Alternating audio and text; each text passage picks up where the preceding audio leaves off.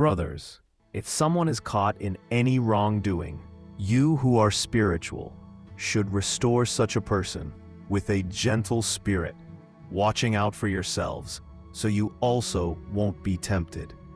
Carry one another's burdens. In this way, you will fulfill the law of Christ. For if anyone considers himself to be something when he is nothing, he deceives himself.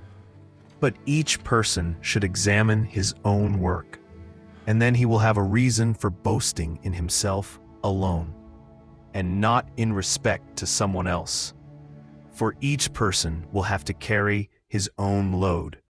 The one who is taught the message must share all his good things with the teacher.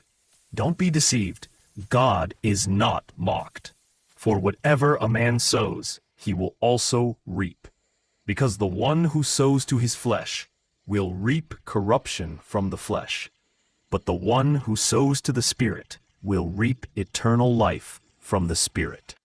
So we must not get tired of doing good, for we will reap at the proper time if we don't give up.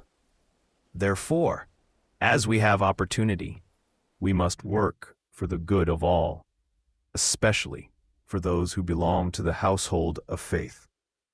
Look at what large letters I use as I write to you in my own handwriting. Those who want to make a good impression in the flesh are the ones who would compel you to be circumcised, only to avoid being persecuted for the cross of Christ. For even the circumcised don't keep the law themselves. However, they want you to be circumcised in order to boast about your flesh.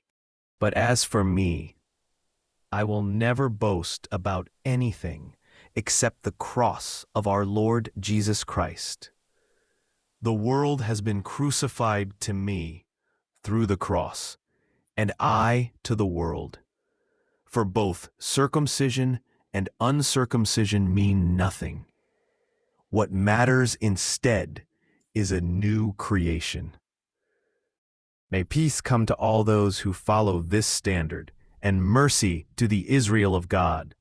From now on, let no one cause me trouble, because I bear on my body scars for the cause of Jesus.